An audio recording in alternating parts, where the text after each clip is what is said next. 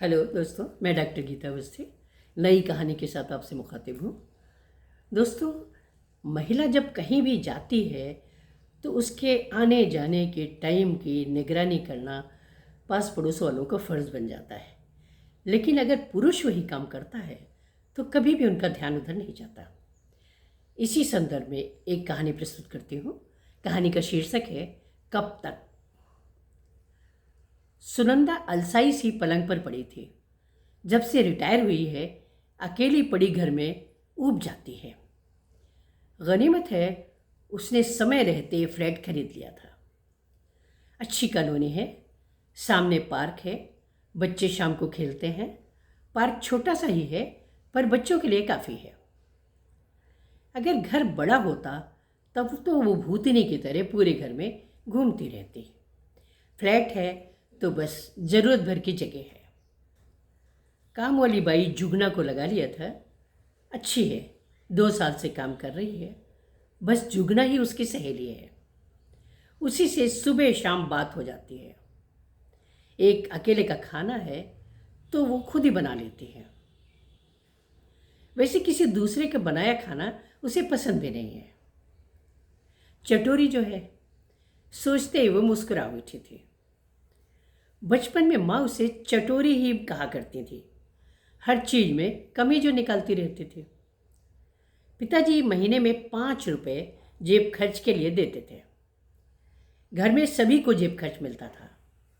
माँ, भाभी, भाई, सबको महीने की पहली तारीख को सिक्कों की गड्डी बनाकर पिताजी सबको बुलाते थे और सब बारी बारी से अपनी अपनी राशि लेने अंदर चले जाते थे। अपनी गड्डी उठा लेते थे और वापस आ जाते थे। हमारे चेहरे में चमक आ जाती थी क्योंकि कभी कभी हमारे पिछले पैसे बिल्कुल खर्च हो जाया करते थे और फिर मेले के लिए ज़रा ज़्यादा पैसे इकट्ठे करने होते थे। मेला भी कितना आकर्षक होता था। महीनों पहले से तैयारी शुरू हो जाती थी। खूब खरीदारी करती थी। पहले तो शानदार कपड़े संजोए जाते थे। मेला में झूला झूलना तो उसकी पहली चाहत थी। उसे बस एक बात पसंद नहीं आती थी कि साथ में चौकीदार की तरह भैया को भेजा जाता था। वो सहेलियों के साथ दूसरे आए हुए लोगों का मजाक बनाती थी। किसी के जूड़े को एंटीना कहना, किसी के काजल को बिल्ली जैसा कहना, किसी की साड़ी ऊंची बंधी हो तो बकरी चराने जैसा बोलना और फिर हथेली पर थाप देकर सहेलियों के साथ खूब जोर से खिलखिलाकर हंसना। ऐसे में भैया उसे इशारा करके चुप करा देता था। उसे याद है कि वो और उसकी सहेलियां बहुत ऊंचे झूले पर झूल रही थी। बहुत मज़ा आ रहा था। वो सब आपस में एक दूसरे को देखकर खूब खिलखिलाकर हंस रही थी। भैया नीचे खड़ा था। तभी वहाँ 4-5 लड़के आकर झूला रुकवा कर बैठने लगे थे। भैया ने इशारा करके उसे वो सहेलियों को उतरवा दिया था। उसे बहुत गुस्सा आया था। उसने फिर मेले में गोलगप्पे भी नहीं खाए थे और घर आकर भैया से खूब लड़ी थी। भैया ने कहा था, तुम नहीं समझती हो, अपने परिवार की इज्जत पर कोई आँच नहीं आनी चाहिए। कोई बात हो जाती तो? मन ने कहा था, अगर भैया झूला झूलता होता और कुछ लड़कियां आकर खड़ी हो जाती तो वो उतरता क्या? उसकी हंसी तो काफूर हो ही गई थी। हंसने तो उसे कॉलेज के दिनों में भी नहीं दिया जाता था। रास्ते में चुपचाप चलकर जाओ, सहेलियों से रास्ते में ज़रूरत भर की बात करो। कोई एजुकेशन वाले कॉलेज में पढ़ना भी कष्टदायक था। रास्ते में भी लड़के अगर बराबर में चल रहे हैं तो ज़मीन की तरफ देखते हुए चुपचाप चलो। उसे याद है बारिश के दिन थे और रेनी डे डिक्लेयर कर दिया गया था। तो हम सब सहेलियां सड़क में भरे हुए पानी को एक दूसरे पर उछाल कर खूब हंस रही थी। किसी परिचित ने देखा था और घर पहुंच गई थी खबर। वो तो बड़े भैया ने उससे करारा जवाब दे दिया था। सहेलियों के साथ चल रही थी तो हंसेगी नहीं तो क्या रोएगी। परिचित मुंह बनाकर चले गए थे, मगर मेरे मन ने एक अप्रत्यक्ष चेतावनी महसूस की थी। ईश्वर ने उसे हंसने का मौका तो दिया था, मगर बंदिशों के साथ। सबकी तरह उसकी भी शादी हो गई थी। पति बहुत अच्छे व अधिकारी थे। संयुक्त परिवार था। पिताजी ने विदा करते वक्त कहा था, तुम्हारे ससुर नहीं हैं। सास को कभी भी ये नहीं महसूस होना चाहिए कि उस गृहस्थी में तुम भी दखल देने जा रही हो। ननन व देवर तुम्हारी जिम्मेदारी हैं, ये हमेशा याद रखना। पिताजी की बात मैंने हमेशा याद रखी थी। डिग्री कॉलेज में नौकरी मिल गई थी, साथ ही हंसने मुस्कुराने का मौका भी। रोज़ कोई न कोई वजह मिल ही जाती थी और हम टीचिंग स्टाफ के लोग स्टाफ रूम में बैठकर खूब हंसा करते थे। अपनी अपनी क्लास लेने जाते थे और लौटकर हंसते हुए लोगों से उनके हंसने का कारण पूछते थे और स्वयं भी हंसी में साथ देते थे। हर रविवार टिफ़िन लेकर पहाड़ों पर चढ़ जाया करते थे, साथ में थर्मस भी। कभी कभी खाना भी वहीं बनाते थे। स्टाफ परिवार जैसा लगता था। मगर जब हम ज़्यादा हंसते थे तो हमारे बड़े बाबू, जिन्हें हम लोग दाऊ साहब कहते थे, जो अधिक हंसते हैं उन्हें रोना भी पड़ता है, कहा करते थे। सुनकर मन का कोई कोना भयभीत हो जाता था। घर में ड्रेस की विविधता पर बंदिश थी। सलवार सूट, बेल बॉटम पहनना अनकहा जुर्म था।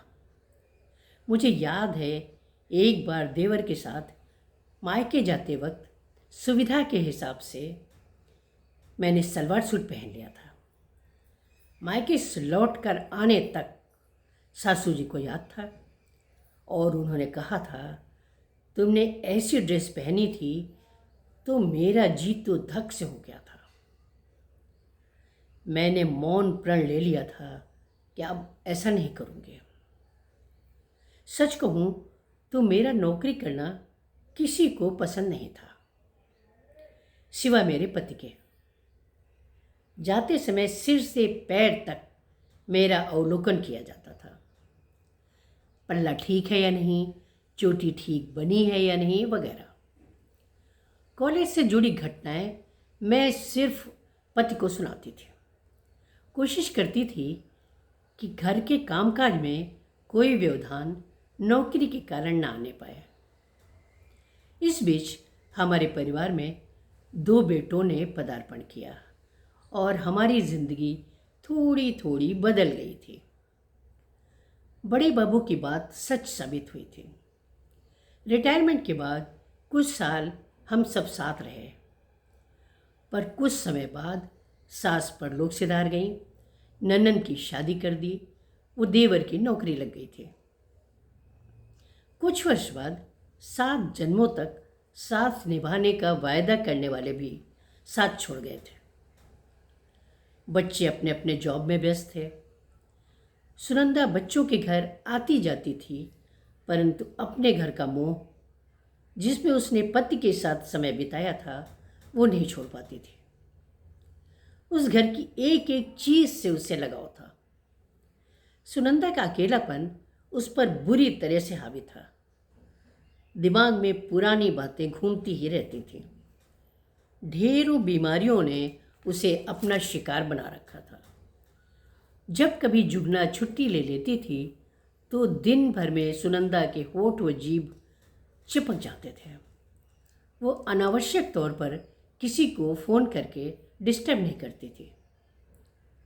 एक दिन जुगना बोली थी, दीदी, पास वाले पार्क में बहुत से बुजुर्ग लोग आते हैं, आप भी चली जाया करो, ताज़ी हवा भी मिलेगी और मन भी बहल जाएगा। उसे ये सुझाव अच्छा लगा था और उसने पार्क जाना शुरू कर दिया था। बहुत से अच्छे बुद्धिजीवियों से परिचय हुआ था और राजनीतिक और सामाजिक विषयों पर डिस्कशन होने लगा था। कभी कभी लौटते समय शाम गहरा जाती थी उसका समय अच्छा बीतने लगा था। एक दिन शाम को लौटी थी तो सामने वाले फ्लैट में रहने वाली मिसेज चौधरी खड़ी थी। बोली थी, आजकल आप बहुत देर से आती हैं, कहाँ जाती हैं? चिंता होती है। उसे हंसी आ गई थी कि कभी तबीयत खराब होने पर चाय पूछने तक तो नहीं आई थी, अब चिंता होने लगी है। एक शाम पार्क में सब बैठे हुए थे और किसी बात पर हंस रहे थे। तभी सुनंदा ये दूर खड़े चौधरी साहब को देखा था। उसके देखते ही चौधरी साहब मुड़कर वापस चल दिए थे। उसके मन में एक कांटा सा चुभा था, पर उसने कड़वा घूंट पी लिया था। कुछ दिन ऐसे ही गुजर गए थे। उसका पार्क जाना जारी था, बल्कि यूं कहें कि वो उसकी दिनचर्या का हिस्सा बन गया था, तो गलत नहीं होगा। एक दिन राजनीति पर बातचीत चल रही थी। किसी ने त्रिपाठी जी से पूछा था कि आपको एक दिन का प्रधानमंत्री बना दिया जाए तो आप क्या करेंगे? त्रिपाठी जी ने गंभीरता से कहा था, संविधान में ऐसा संशोधन करवा लूँगा कि अगले दिन वो कभी भी मुझे गद्दी न छोड़नी पड़े। सब हंस पड़े थे। वही सब सोचती हुई, मुस्कुराती हुई मैं शाम को घर लौट रही थी तो देखा बिल्डिंग के नीचे काफ़ी लोग खड़े थे। मुझे देखते ही बोले थे, आप इतनी देर तक कहाँ रहती हैं? इतने सालों से छिपा हुआ मन का गुबार अचानक फूट पड़ा था। मैं चिल्लाकर बोली थी, कब तक नारी की पहरेदारी करोगे और अंकुश लगाओगे? कभी किसी पुरुष से उसके आने जाने का हिसाब मांगते हो?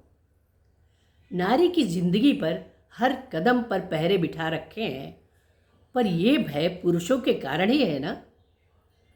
खुद को सुधारो और नारी को जीने दो। कब तक, आखिर कब तक उसकी जिंदगी की निगरानी की जाएगी? यह कहकर मैं तेज कदमों से अपने फ्लैट की तरफ मुड़ गई थी। धन्यवाद।